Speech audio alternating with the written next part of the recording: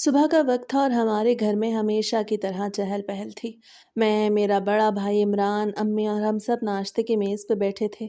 Zainab kitchen से पराठे बना के ला रही थी और साथ ही हमारे छोटे बेटे आज़ान को भी संभाल रही थी, जो अपनी कुर्सी पे बैठ के चम्मच से खेल रहा था।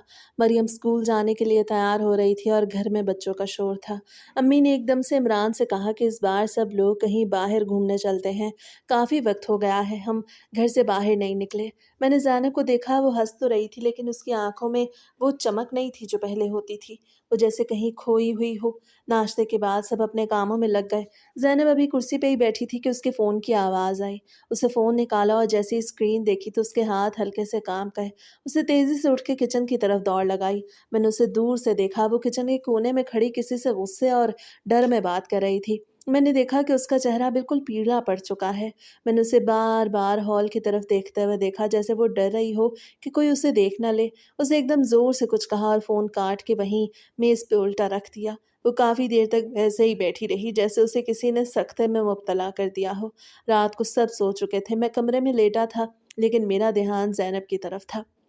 वो खिड़की के पास खड़ी बाहर देख रही थी। मैंने उसे आवाज़ दी तो वो चौंकी और अपने आँसू पोंछ के तेज़ी से मेरी तरफ मुड़ी। मेरे पूछने पे उसने कहा, कुछ नहीं हुआ, बस नींद नहीं आ रही, तुम सो जाओ, मैं अभी आती हूँ। उसकी आवाज़ में एक अजीब-सी थरथराहट थी जिसने मुझे परेशान कर दिया। अगली सुबह किचन में नाश्ता बन रहा था। मैं सहन में अखबार पढ़ रहा था, तो अम्मी और सलमा भाभी की बातें मेरे कानों में पड़ीं। अम्मी कह रही थी कि सलमा देखो ज़ैनब कितनी परेशान रहती है, कल रात भी से खाना नहीं खाया। सलमा भाभी ने भी कहा, हाँ अम्मी, मैंने भी नोट किया है। वो हर वक्त फ़ोन को देखती रहती है और हर किसी को देख के चौंक जाती है, जैसे किसी चीज़ से डर रही हो। ये सुन के मैं अखबार छोड़ के किचन के दरवाजे पे जाके रुक गया। मेरा दिल ज़ोर से धड़क रहा था, क्योंकि अब मुझे यकीन हो गया था कि घर की फ़िज़ा में कोई ऐसी चीज़ है जो ज़ैनब को घुटन-ज़दा कर रही है। दोपहर का वक़्त था, सूरज पूरे जोबन पे था, मगर हमारे घर में चाय का दौर चल रहा था। घर का माहौल वैसे तो हमेशा की तरह खुशगवार था। मेरी बहनें आई हुई थीं, सब हँस बोल रहे थे, मगर मेरा ध्यान बार-बार ज़ैनब की तरफ जा रहा था। वो एक कोने में सोफ़े पे बैठी थी। हाथ में चाय का कप था लेकिन उससे पिया नहीं था। वो बस खाली नज़रों से सामने देख रही थी। मेरी भाभी सलमा, जो बहुत हँसमुख हैं, वो उसे कुछ कह रही थी, मगर ज़ैनब ने जैसे सुना ही ना हो। मैंने उसे गौर से देखा। उसके चेहरे पे एक अजीब-सी ज़र्दी थी, जैसे अंदर ही अंदर कोई उसे खाए जा रहा हो। मुझे याद है मैंने उसे आवाज़ दी, ज़ैनब कहाँ खोई हुई हो आजकल तुम? कुछ ज़्यादा ही खामोश हो गई हो। उसे मेरी तरफ देखा। एक हल्की-सी मुस्कुराहट लबों पे लाई जो किसी भी तरह से नॉर्मल नहीं लग रही थी, और बस इतना कहा, कुछ नहीं, बस सर में हल्का-सा दर्द है। मैंने बात आई-गई कर दी, लेकिन मेरे दिल में एक खटक पैदा हो चुकी थी। जब बहनें चली गईं और घर में ज़रा सुकून हुआ तो मैंने ज़ैनब को कमरे में बुलाया। मेरा लहज़ा आज कुछ ज़्यादा ही संजीदा था, शायद इसलिए कि मेरी अम्मी और भाभी की तशवीश अब मेरी अपनी तशवीश बन चुकी थी। मैंने दरवाज़ा बंद किया और उसके सामने बैठ गया। उसके हाथों को अपने हाथों में लिया तो वो बर्फ़ की तरह ठंडे थे। मैंने उसकी आँखों में देखा, ज़ैनब, देखो अब तुम मुझसे छुपा नहीं सकती। तुम पिछले कई दिनों से अजीब-सी हो। अम्मी भी परेशान हैं। क्या बात है? क्या मैं तुम्हें इतना भी अपना नहीं लगता कि तुम मुझ पे भरोसा कर सको? वो पहले तो खामोश रही, जैसे कुछ सोच रही हो, फिर एकदम उसके कंधे लरज़ने लगे। उसने अपना सर मेरे सीने पे रख दिया और सिसकियाँ लेने लगी। मैं उसे थामे रहा, उसे रोता देख के मेरा कलेजा मुँह को आ रहा था। काफ़ी देर बाद जब वो थोड़ी सँभली तो उसने मुझे बताया, अरसलान, पिछले कुछ अरसे से मुझे एक नंबर से कॉल्स आ रही हैं। जब मैं उठाती हूँ तो दूसरी तरफ से खामोशी होती है। फिर अचानक वो कहना शुरू कर देते हैं कि हम तुम्हें ख़त्म कर देंगे, तुम ज़्यादा खुश ना हो, तुम्हारी ज़िंदगी का वक़्त ख़त्म हो रहा है। ये सुन के मेरा खून खौल उठा, मगर मैंने खुद को सँभाला क्योंकि ज़ैनब बुरी तरह काँप रही थी। मैंने उससे पूछा, कौन है वो? क्या तुम उसे पहचानती हो? क्या वो पैसों का मुतालबा करता है? उसने नफ़ी में सर हिलाया। नहीं, वो कभी पैसों का नाम नहीं लेता, बस यही कहता है कि हम तुम्हें इस दुनिया से उठा लेंगे। मुझे बहुत डर लगता है अरसलान, लगता है कोई हर वक़्त मुझे देख रहा है। मैंने उसे गले लगाया, तुम फ़िक्र न करो, मैं अभी उस नंबर को ट्रेस करवाता हूँ। हम अपने घर में हैं, यहाँ कौन हमें धमकियाँ दे सकता है?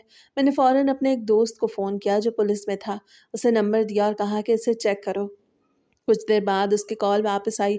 उसे बताया, अरसलान, ये नंबर तो कराची का है, मुझे नहीं लगता ये कुछ संजीदा मामला है। ज़्यादातर लोग प्रैंक कॉल्स के लिए ऐसा करते हैं, शायद कोई गलत नंबर मिला रहा हो या मजाक कर रहा हो।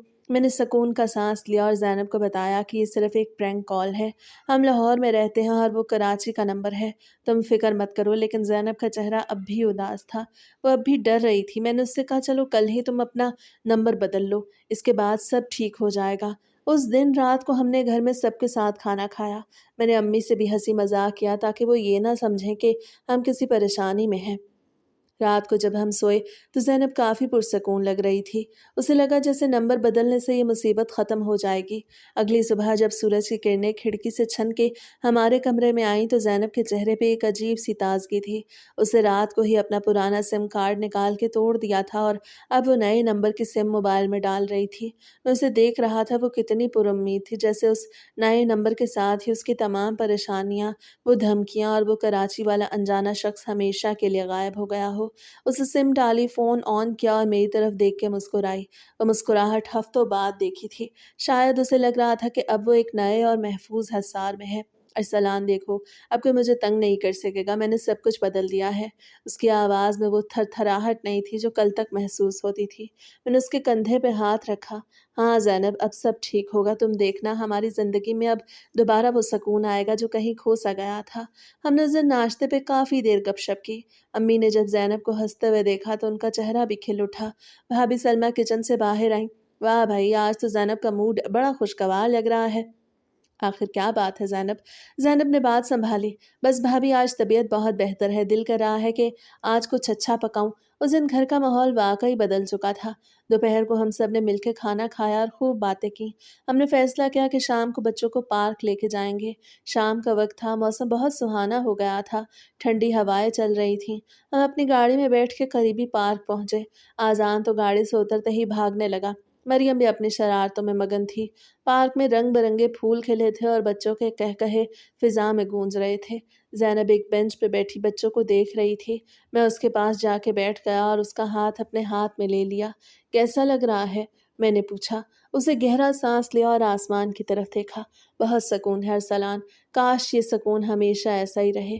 مجھے لگا تھا شاید میں کبھی دوبارہ اس طرح نہیں ہنس سکوں گی۔ تم نے میرا ساتھ دیا، اس کے لیے بہت شکریہ۔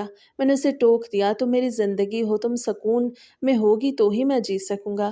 اب بس ان دھمکیوں کو بھول جاؤ، وہ سب صرف ایک رانگ کال تھی۔ پارک سے واپسی پہ ہم نے باہر سے ہی ڈنر کرنے کا پروگرام بنایا۔ ہم شہر کے ایک بہترین ریسٹورنٹ میں گئے۔ وہاں کا ماحول پرسکون تھا، ہلکی موسیقی چل رہی تھی، بچوں نے اپنی پسند کا کھانا کھایا۔ اس وقت ایسا لگ رہا تھا کہ دنیا میں صرف ہم ہی ہیں اور ہماری خوشیاں۔ رات کے 11 بج چکے تھے جب ہم گھر پہنچے۔ گھر میں داخل ہوئے تو خاموشی تھی، لیکن یہ خاموشی ڈر والی نہیں بلکہ پرسکون نیند والی تھی۔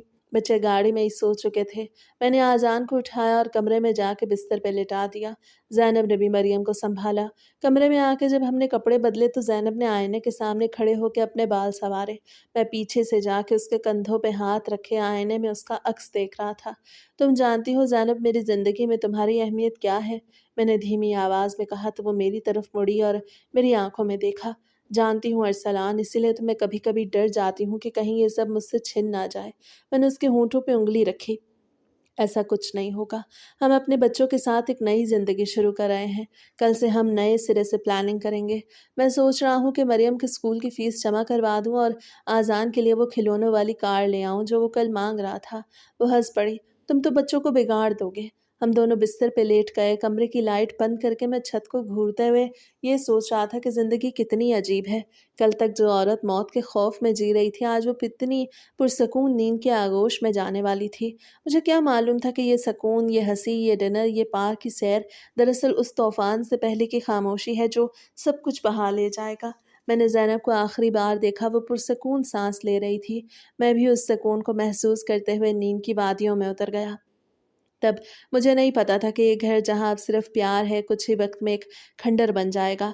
اتوار کی صبح کی تپش ابھی گھر کی دیواروں تک نہیں پہنچی تھی کہ پرندوں کے اڑنے کی آواز سے میری آنکھ کھلی۔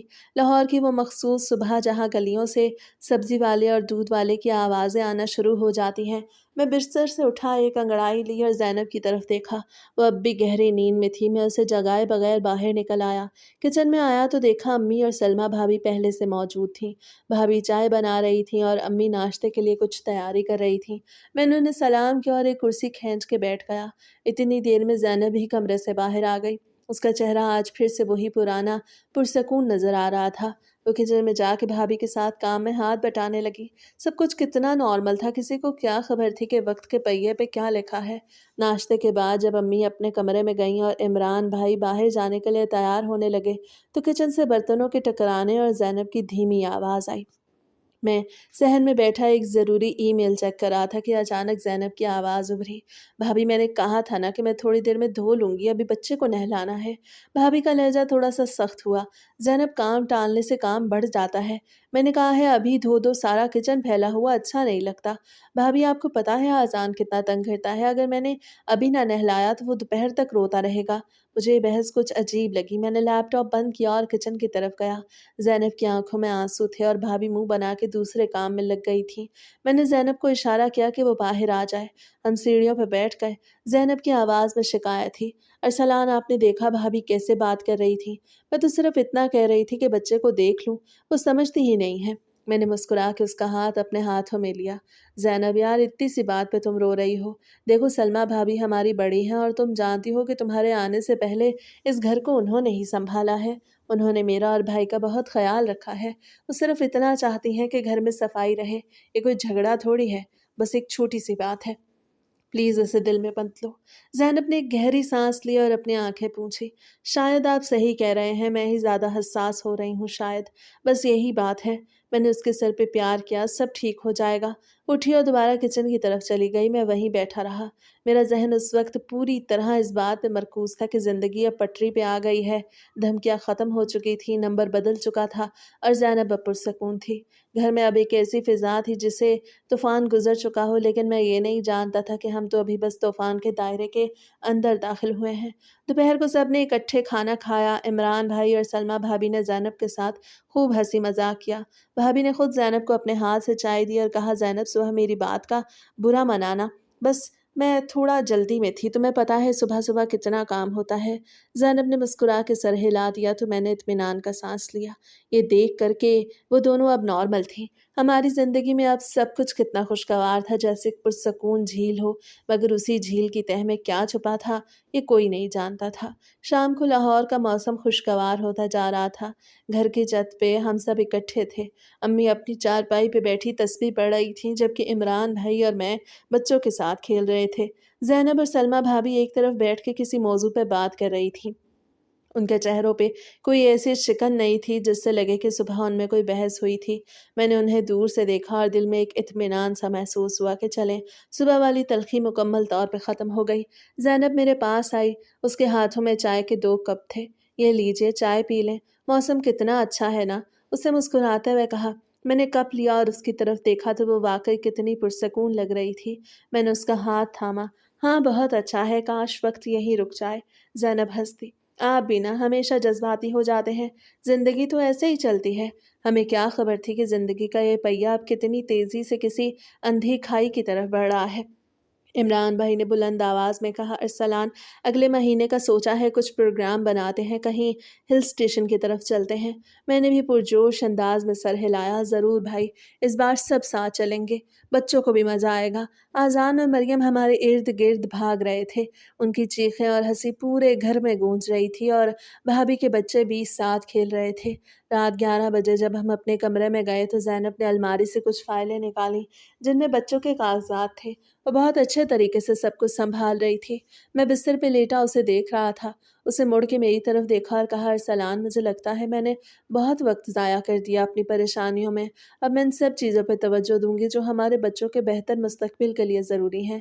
میں نے مسکرا کے اسے اپنے پاس بٹھا لیا۔ تم نے کوئی وقت ضائع نہیں کیا، وہ سب تو گزر گیا، اب تو بس خوشیاں ہی خوشیاں ہیں۔ ہم نے کافی دیر تک باتیں کی، بچوں کی تعلیم، گھر کی بہتری اور اپنے رشتوں کے بارے میں۔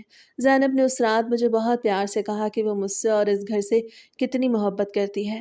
کمرے کی مدھم روشنی میں اس کا چہرہ کسی فرشتہ نما معلوم ہو رہا تھا۔ مجھے بالکل اندازہ نہیں تھا کہ اس کی زندگی کی آخری پرسکون راتوں میں سے ایک ہے۔ ہم نے لائٹ بند کی اور گہری نیند سو گئے۔ لاہور کی اس خاموش رات میں صرف گھر کی چھت پہ لگی لائٹ جل رہی تھی اور شاید تقدیر اپنا کام کر رہی تھی۔ ہم اپنی زندگی کے سب سے حسین اور محفوظ دور میں تھے۔ بالکل بے خبر، بالکل بے خوف اس بات سے، مکمل طور پہ لا علم کہ بس کچھ ہی دن بعد ہمارا یہ ہنستا بستا گھر ایک ایسی جگہ بن جائے گا جہاں کوئی بھی ہنسنا تو دور کی بات سانس لینے سے بھی ڈرے گا۔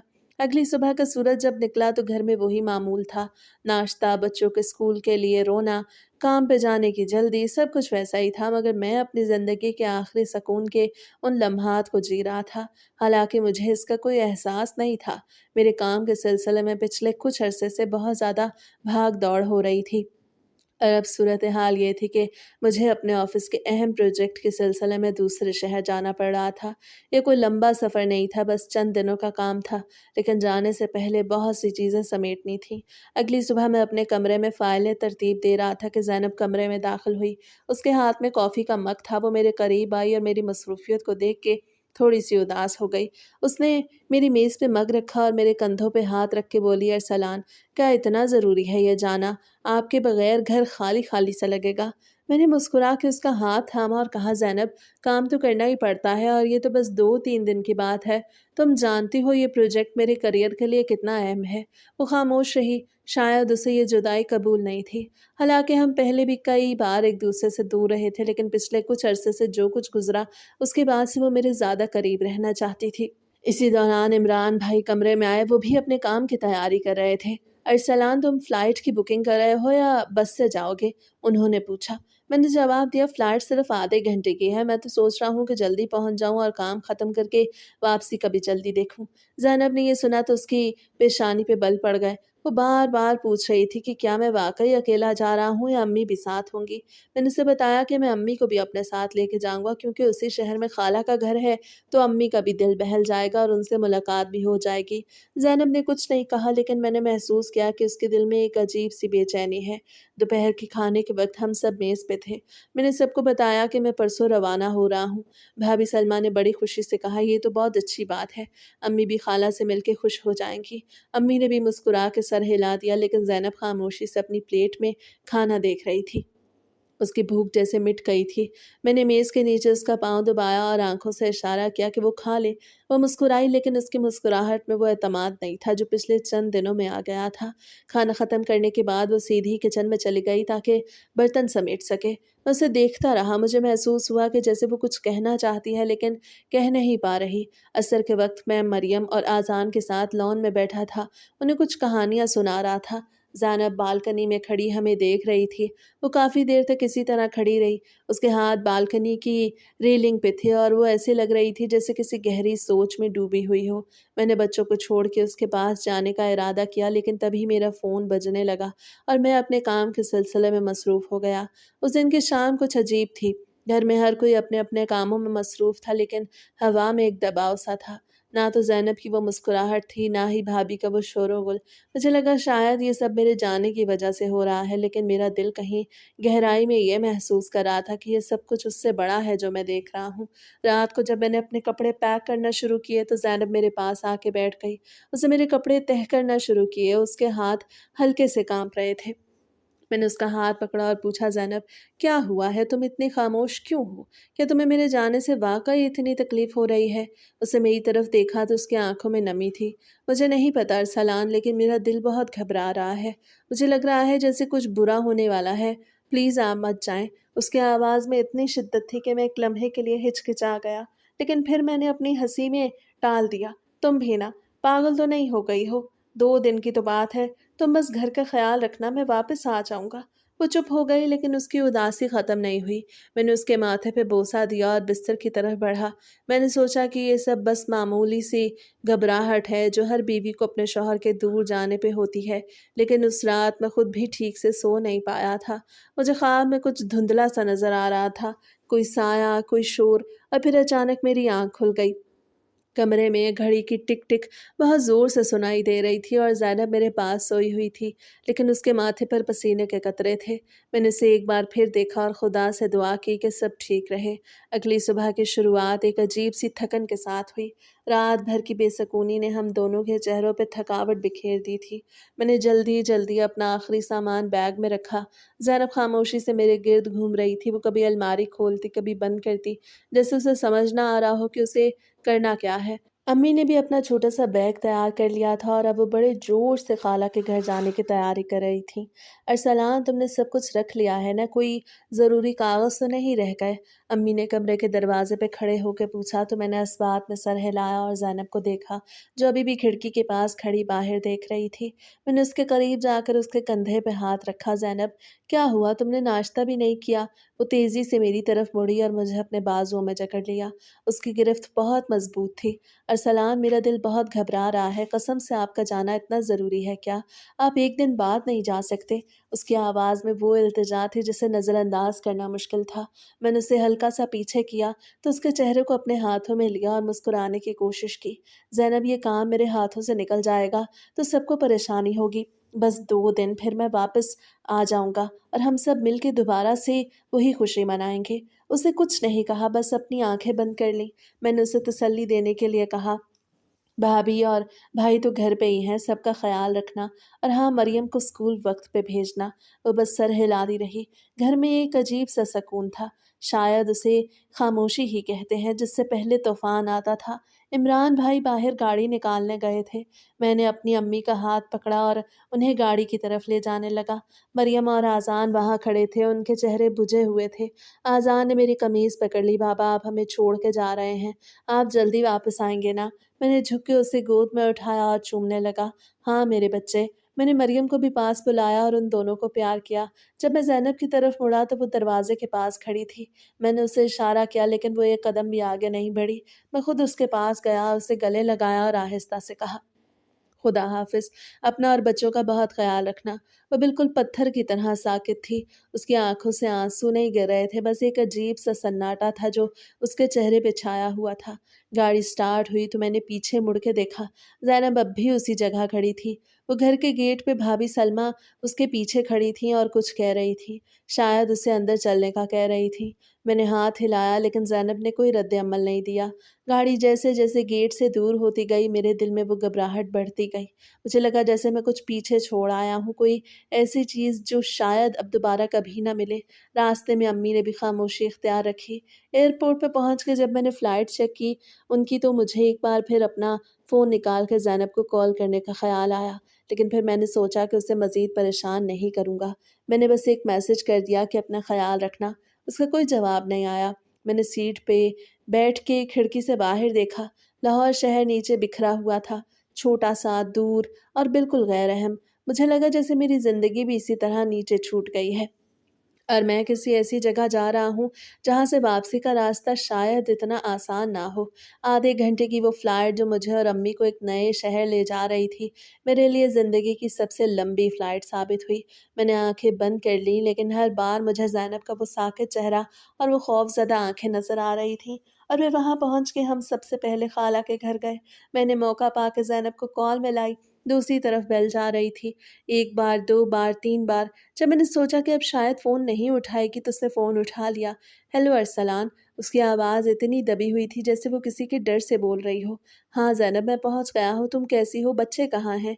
मैंने अपनी परेशानी छुपाते हुए पूछा तो वो कहने लगी, सब ठीक है। उसे जल्दी से कहा, आज़ान सो गया है, मरियम होमवर्क कर रही है। मैंने कुछ वक़्फ़ा लिया क्योंकि मुझे उसकी आवाज़ में वो मानूस गर्मजोशी नहीं मिली। ज़ैनब, तुम ठीक तो हो? आवाज़ बहुत अजीब लग रही है तुम्हारी, क्या कुछ हुआ है? उसने एक लंबी सांस ली। नहीं अरसलान, बस थोड़ी थकन है, आप अपना ख्याल रखें, काम जल्दी निपटा के आ जाएं। मैं कुछ और पूछने वाला था कि पीछे से भाभी सलमा की आवाज़ आई, ज़ैनब ज़रा सुनना, किचन में दूध गिर गया है, जल्दी आओ। ज़ैनब ने बगैर किसी तामुल के कहा, अरसलान मुझे जाना होगा, काम है, अल्लाह हाफिज़, और फ़ोन कट गया। मैं फ़ोन हाथ में लिए बैठा रहा। वो फ़ोन काट के कितनी जल्दी में थी। वो पहली बार नहीं था कि फ़ोन कट रहा था, लेकिन इस बार उसकी आवाज़ में एक ऐसा खौफ था जिसे मैं लफ्ज़ों में बयान नहीं कर सकता। रात को जब मैं सो रहा था तो मुझे बार-बार यही ख़्याल आ रहा था कि घर में सब कुछ ठीक तो है। मैंने इमरान भाई को मैसेज किया, भाई सब खैरियत है ना? कुछ देर बाद जवाब आया, हाँ अरसलान, सब ठीक है। तुम सुकून से अपना काम ख़त्म करो। ये मैसेज पढ़ के मुझे थोड़ा सुकून मिला लेकिन मेरे अंदर का इज़्तिराब ख़त्म नहीं हुआ। अगले दिन मैंने दोबारा ज़ैनब को कॉल की। इस बार उसने फ़ोन उठाने में देर की। जब उसने उठाया तो वो पहले से भी ज़्यादा बुझी हुई लग रही थी। ज़ैनब, क्या तुमने खाना खाया? अम्मी ने बहुत याद किया है तुम्हें। मैंने बात शुरू की। वो काफ़ी देर खामोश रही, फिर आहिस्ता से बोली, अरसलान, आपको आने में कितनी देर लगेगी? मेरा दिल अब बिल्कुल नहीं लग रहा। ऐसा लगता है जैसे घर की दीवारें मुझ पे गिर रही हैं। ये सुन के मेरा दिल दहल गया। मैंने उसे समझाने की कोशिश की। अरे पागल, बस कल का दिन, और फिर मैं शाम तक वापस आ जाऊँगा। प्लीज़ हिम्मत ना हारो, कल शाम तक। उसने दोहराया। अच्छा ठीक है, मैं आपका इंतज़ार करूँगी। उसकी आवाज़ में इतनी मायूसी थी कि मैंने अपना सर पकड़ लिया। मैंने उससे अलविदा कहा और कमरे में टहलने लगा। मुझे लग रहा था मैं कोई गलती कर रहा हूँ, मुझे घर में होना चाहिए था, वहाँ जहाँ मेरी ज़िंदगी बसती थी। मुझे क्या मालूम था कि वो जो कह रही थी इंतज़ार करूँगी, वो हकीकत में इस दुनिया का आखिरी इंतज़ार साबित होने वाला था। अगले दिन मैं उस ऑफ़िस में बैठा था जहाँ काम के सिलसिले में आया था। मेरे सामने लैपटॉप खुला था, फ़ाइलें फैली हुई थीं और मैं बस ये सोच रहा था कि किसी तरह आज का काम जल्दी ख़त्म हो जाए ताकि मैं कल सुबह पहली फ़्लाइट लेके वापस लाहौर पहुँच सकूँ।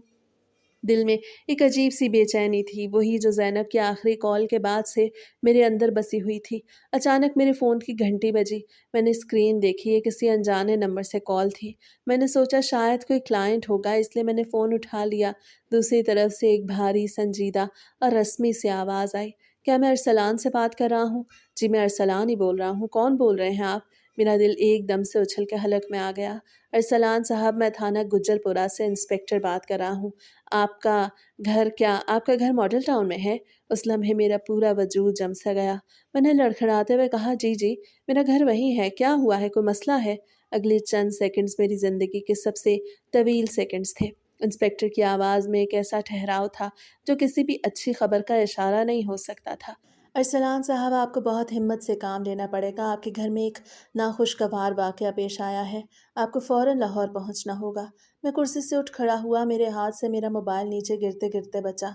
नाखुशगवार वाक़या? आप क्या कह रहे हैं? मेरी बीवी, बच्चे, उनको तो कुछ नहीं हुआ।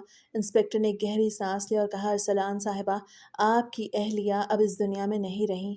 उनका कत्ल कर दिया गया है। आपके घर के पड़ोसियों ने हमें इत्तला दी थी। आप फ़ौरन यहाँ पहुँचे। फ़ोन मेरे हाथ से छूट के मेज़ पे जा गिरा। मुझे लगा जैसे कमरे की सारी दीवारें मेरी तरफ गिर रही हैं। आवाज़ें गूंजने लगी, लेकिन मैं कुछ सुन नहीं पा रहा था। 1 घंटे बाद फ्लाइट से उतरते ही मैं जैसे पागलों की तरह बाहर निकला। मुझे तो अम्मी का भी ख़्याल नहीं था कि वो मेरे साथ हैं या नहीं। मुझे कुछ याद नहीं था कि हम एयरपोर्ट से घर तक कैसे पहुँचे। टैक्सी ड्राइवर को मैंने डबल पैसे दिए ताकि वो तेज़ी से गाड़ी चलाए।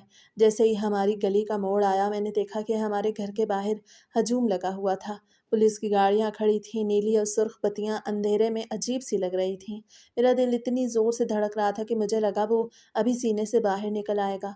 मैं गाड़ी से छलांग लगा के बाहर निकला। पड़ोसियों ने मुझे देखा तो वो मेरी तरफ बढ़े, लेकिन मैंने किसी की बात नहीं सुनी। मैंने घर के गेट को धिक्का दिया और अंदर दाखिल हुआ। शहर में पुलिस के एहलकार इधर-उधर घूम रहे थे। वहाँ एक खामोशी थी, ऐसी खामोशी जिसमें मौत का डर छुपा होता है। जैसे ही मैं सहन के बीच में पहुंचा, मुझे पुलिस के कुछ एहलकार दिखाई दिए जो बरामदे की तरफ किसी को रोक रहे थे। मैंने गौर से देखा, वो मेरा 3 साल का बेटा आज़ान था। वो मैयत के पास जाने के लिए ज़िद कर रहा था और पुलिस वाले उसे बाजू से पकड़ के पीछे हटा रहे थे। वो चीख रहा था, उसकी आवाज़ मेरे कानों में तीर की तरह लगी। अरसलान साहब, इंस्पेक्टर ने धीमी आवाज़ में कहा, हमें अफ़सोस है लेकिन यहाँ की सूरत हाल बहुत नाजुक है, आपको ताउन करना होगा। मैंने कोई जवाब नहीं दिया, मैं बस अज़ान को थामे हुए बरामदे की तरफ बढ़ने लगा जहाँ ज़ैनब की मैयत पड़ी थी। वहाँ पहुँच के मेरी नज़र उस चादर पे पड़ी जिसके नीचे मेरी पूरी दुनिया सिमट गई थी। मैंने चादर हटाने की हिम्मत नहीं की, मेरी हिम्मत जवाब दे गई थी। मैं वहाँ घुटनों के बल बैठ गया और रोने लगा। वो घर जहाँ कल तक हमारी हँसी गूंजती थी, अब एक मातम कदा बन चुका था। फिर पुलिस की कार्रवाई शुरू हुई। इंस्पेक्टर ने मेरे कंधे पे हाथ रखा। अरसलान साहब, अब हमें अपना काम करना होगा। हम इस घर में मौजूद हर फ़र्द की अलहदा-अलहदा तफ्तीश करेंगे, बशमूल आपके। मैंने सर उठा के देखा तो मेरा बड़ा भाई इमरान, सलमा भाभी और अम्मी जो एयरपोर्ट से ही मेरे साथ घर आई थीं, सब सदमे में थे। पुलिस ने पूरे घर को घेर लिया। मैंने देखा फोटोग्राफर हर कोने की, हर चीज़ की तस्वीरें ले रहे थे। उन्होंने मेरे भाई को, भाभी को और फिर मुझे अलग-अलग कमरों में भेज दिया। एक पुलिस ऑफिसर मेरे पास आया और मुझसे सवालात करने शुरू किए। आपका आखिरी बार अपनी बीवी से राब्ता कब हुआ? आपके आपस में कोई रंजिश तो नहीं थी? आपके घर में इस वक्त कौन-कौन मौजूद था? मैंने जो कुछ मालूम था वो सच-सच बता दिया। मैंने बताया कि मैं दूसरे शहर गया हुआ था और घर पे सिर्फ़ ज़ैनब और आज़ान थे। भाभी और भैया अपनी बेटी और मेरी बड़ी बेटी को लेके भाभी के मैके गए हुए थे। ये मुझे अभी-अभी भैया ने बताया था। जब तफ्तीश ख़त्म हुई तो पुलिस ने मोहल्ले के कुछ मशकूक लोगों की तस्वीर भी जमा की। मुझे समझ नहीं आ रहा था कि ये सब क्यों कर रहे हैं, क्या ये कोई लूट मार का वाक़या था या कोई पुरानी दुश्मनी, लेकिन मुझे किसी पर शक नहीं था। इंस्पेक्टर ने मेरे पास आके एक लंबी फहरिस्त दिखाई। अरसलान साहब, तफ्तीश का अगला मरहला अहम है। कत्ल के वक्त घर पे कौन कौन था, इसकी तस्दीक के लिए हम आपके बच्चे का बयान लेंगे, चूँकि वक़्वा के वक्त घर में सिर्फ़ आपकी अहलिया और आपका 3 साला बेटा आज़ान मौजूद थे, इसलिए उसकी गवाही बहुत अहमियत रखती है। मैंने हैरत से इंस्पेक्टर को देखा। वो सिर्फ़ 3 साल का है, वो क्या बताएगा? उसे शायद याद भी ना हो कि क्या हुआ था। इंस्पेक्टर ने एक बारीक नज़र मुझ पर डाली। बच्चे बहुत कुछ महसूस कर लेते हैं और उनका हाफ़िज़ा तस्वीर को जल्द पहचान लेता है। हमने कुछ मशकूक लोगों की तस्वीर इकट्ठी की हैं, जिनमें इलाके के कुछ बदनाम अनासर और वो लोग शामिल हैं जिन पे हमें शक हो सकता है। हम आज़ान को ये तस्वीरें दिखाएंगे, देखेंगे कि वो किस तस्वीर पर रद्द अमल देता है। मैंने अपने भाई इमरान की तरफ देखा। वो खामोश था। सलमा भाभी के चेहरे पे एक अजीब सी बेचैनी थी। वो बार बार अपने हाथों को मल रही थी। मुझे लगा शायद ये सब उन्हें भी परेशान कर रहा है। पुलिस ने अब मोहल्ले के उन चंद लोगों को भी बुला लिया जिन पे उन्हें शक था, ताकि उनका सामना कराया जा सके। इंस्पेक्टर ने तस्वीर का ढेर उठाया और एक एक करके दिखाना शुरू किया। आज़ान, देखो, क्या तुम इसे जानते हो? मोहल्ले के एक दुकानदार की तस्वीर थी। आज़ान ने नफ़ी में सर हिला दिया, फिर दूसरी, तीसरी। तभी इंस्पेक्टर ने एक तस्वीर रखी जो शायद किसी और ज़ाविये से ली गई थी। आज़ान ने जैसे ही वो तस्वीर देखी, वो एकदम से पीछे हटा और ज़ोर ज़ोर से रोने लगा। उसने अपनी छोटी सी उंगली उस तस्वीर की तरफ इशारा किया और ज़ोर से चिल्लाया, मम्मा, मम्मा को। वो कुछ और नहीं कह पाया, बस रोता रहा और उस तस्वीर को अपने हाथों से दूर करने की कोशिश की। कमरे में मौजूद हर शख्स के रोंगटे खड़े हो गए। जब मैंने आगे बढ़ के वो तस्वीर देखी तो मेरी चीख निकल गई। वो तस्वीर किसी अजनबी की नहीं बल्कि सलमा भाभी की थी। इंस्पेक्टर ने फ़ौरन भाभी की तरफ रुख किया। उनका चेहरा अब सफ़ेद पड़ चुका था। मैंने लड़खड़ाती आवाज़ में कहा, ये तो मेरी भाभी हैं, ये कैसे हो सकता है? आज़ान बेटा, ये क्या कर रहे हो? लेकिन आज़ान मुसलसल चीख रहा था और तस्वीर की तरफ इशारा कर रहा था। पुलिस ने फ़ौरन एक दायरा बना लिया। इमरान भाई, आगे बढ़े, आप लोग ये क्या कर रहे हैं? ये मेरी बीवी है, क्या आपको लगता है कि ये कत्ल इसने किया है? यह नामुमकिन है। इंस्पेक्टर ने पुरसकून अंदाज में कहा, हमने अभी तक किसी पे इल्ज़ाम नहीं लगाया, लेकिन बच्चे का रद्द अमल वाज़ेह है। हमें अब तफ्तीश का रुख बदलना होगा। कमरे में मौत का सा सन्नाटा था। पुलिस वालों ने अब अपना रवैया बदल लिया था। इंस्पेक्टर ने अपने एक साथी को इशारा किया, वो आगे बढ़ा। मैंने आगे बढ़ के भाभी का बाजू पकड़ लिया। इंस्पेक्टर साहब, ये क्या मजाक है? आप मेरी भाभी को कैसे गिरफ्तार कर सकते हैं? बच्चा है, शायद इसे कुछ गलत फहमी हुई हो या इसने गलती से भाभी की तस्वीर का कह दिया हो। इंस्पेक्टर ने संजीदगी से मेरी तरफ देखा। अरसलान साहब, कानून जज्बात से नहीं सबूतों से चलता है। बच्चे का रद्द अमल इत्तेफाक नहीं हो सकता, और मज़ीद ये कि हमारी तफ्तीश में कुछ ऐसी बातें सामने आई हैं जो आप सबको हैरान कर देंगी। भाभी की आवाज़ अब तक निकली नहीं थी, बस खाली नज़रों से सामने देख रही थी। इमरान भाई सामने आ गए। आपको शक क्यों हुआ आखिर? आपने सिर्फ इनसे ही क्यों इतनी पूछ-गूछ की? इंस्पेक्टर ने एक फ़ाइल खोली। हमने घर के तमाम अफराद से अलहदा-अलहदा तफ्तीश की थी। आप सबके बयानात में एक तसलसल था। लेकिन जब हमने सलमा बीबी से बात की तो उन्होंने कहा कि वो अपनी बेटी और आपकी बेटी को लेके मैके गई थीं और तभी वापस आ गई थीं जब वाक़या हो चुका था। लेकिन मोहल्ले के कुछ लोगों का कहना है कि उन्होंने उन्हें इस वक्त घर के करीब देखा था जब घर में सिर्फ ज़ैनब बीबी थीं। चोर की दाढ़ी में हमेशा तिनका होता है। पुलिस ने भाभी के हाथ में हथकड़ियाँ डाल दीं। जैसे ही हथकड़ी की खनक कमरे में गूंजी, ज़ैनब की मौत का सदमा एक गहरे गुस्से में बदल गया। मैंने भाभी की तरफ देखा जिन्हें अब पुलिस गाड़ी की तरफ ले जा रही थी। मेरा भाई इमरान सदमे से वहीं फर्श पे बैठ गया। मुझे यकीन नहीं आ रहा था कि जो औरत मेरे साथ हंसती बोलती थी वही मेरी बीवी की कातिल हो सकती है। हमें भी थाने ले जाया गया। वहाँ का माहौल बहुत कर्बनाक था। मुझे और इमरान भाई को एक अलग कमरे में बिठाया गया, जबकि सलमा भाभी को लेडीज़ पुलिस ऑफिसर के हवाले कर दिया गया। वहाँ से कुछ देर बाद चीखने और रोने की आवाज़ें आईं। ऐसा लग रहा था जैसे भाभी टूट गई हैं।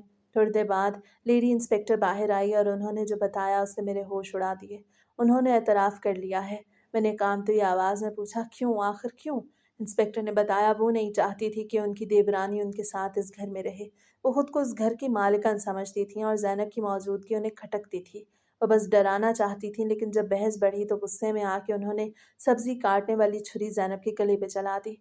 उन्होंने इरादा कत्ल नहीं किया था, लेकिन इस हरकत के बाद वो घबरा गईं और ज़ैनब वहीं दम तोड़ गई। ये सुन के मुझे लगा जैसे मेरे पैरों तले से ज़मीन निकल गई है। घर की वो छोटी-सी बहस, वो बर्तन धोने का मामूली सा तनाज़ा जिसे मैंने नज़रअंदाज कर दिया था, दरअसल उसके पीछे छुपी हुई हसद की एक बहुत बड़ी आग थी। मैंने सर पकड़ लिया। मेरा 3 साला बेटा जो अपनी माँ का लाशा देख के खामोश हो गया था, अब उसे कभी अपनी माँ का प्यार नहीं मिलेगा। ये सब कितना बेरहमाना था। एक मामूली सी अना ने मेरा घर उजाड़ दिया। मैंने सोचा काश मैंने उस दिन ज़ैनब की बातों को मामूली न समझा होता। काश मैंने भाभी के रवैये को महसूस किया होता। लेकिन अब तो सब कुछ ख़त्म हो चुका था। और भाभी ने ये भी एतराफ़ किया कि वो फ़ोन कॉल्स भी वही करवाती थी ताकि मेरी बीवी डर जाए। जब हम घर आए और कफन दफन के बाद मेरी अम्मी जो इस पूरे वाक़े के बाद से जैसे बोलना भूल गई थी, वो अपनी कुर्सी पे बैठी तस्बीह पढ़ रही थी। उनकी आंखों से आंसू जारी थे। मैंने उनके करीब जाके उनके कदमों में सर रख दिया। मैं कुछ नहीं कह सका, बस रोता रहा। मेरा भाई इमरान मेरे पास आया। उसे मेरी तरफ देखा, उसकी आंखों में निदामत और दुख का समुंदर था। वो कुछ कहना चाहता था लेकिन अल्फाज उसके गले में फंस गए। उसे सिर्फ मेरे कंधे पे हाथ रखा जिसमें एक ऐसी लाचारी थी जिसे मैंने ज़िंदगी में पहले कभी महसूस नहीं किया था। अगले कुछ दिन जैसे एक धुंध की तरह गुजर गए। घर के हालात हमेशा के लिए बदल चुके थे। भाभी की गिरफ्तारी के बाद घर में एक ऐसी वीरानी छा गई कि हम एक दूसरे को देख के भी कतराने लगे। वो घर जहाँ कभी हंसी के कहकहे गूंजते थे, अब वहाँ सिर्फ दुखों का बसेरा था। आजान को संभाल अब मेरी वाहिद जिंदगी का मकसद बन चुका था। वो रात को अक्सर उठ के अपनी माँ को पुकारता। मैं उसे सीने से लगा के कहता, बेटा मम्मा जन्नत में चली गई हैं। वो मासूमियत से मेरी तरफ देखता और पूछता, अब्बा क्या वो वापस नहीं आएंगे? और मेरे पास इसका कोई जवाब नहीं होता था। मैं आज भी जब रात को खिड़की के पास खड़ा होता हूँ तो मुझे ज़ैनब का वो पुरसकून चेहरा याद आता है। वो कराची वाली कॉल्स, वो मामूली झगड़े, वो हंसती मुस्कुराती फैमिली, अब सब कुछ सिर्फ एक तल्ख याद बन के रह गया है। सच्चाई सामने आ गई थी लेकिन उस सच्चाई ने हमें वो कुछ नहीं दिया जो हमने खो दिया था। मैंने एक गहरी सांस ली और आसमान की तरफ देखा। जिंदगी का सफ़र तो जारी रहेगा मगर ज़ैनब की जगह कोई नहीं ले सकेगा। ये मामला सिर्फ एक कत्ल की कहानी नहीं है, ये इस बात का सबूत है कि घर के अंदर के छोटे छोटे हसद और अना के मसाइल कैसे एक हंसती बसती ज़िंदगी को तबाह कर सकते हैं। मैंने अपनी बीवी खो दी, भाई की खुशियाँ खो गईं और बच्चों के सर से माँ का साया छिन गया। और ये सब हुआ इस अना और हसद की वजह से जो हमने कभी नहीं देखी थी।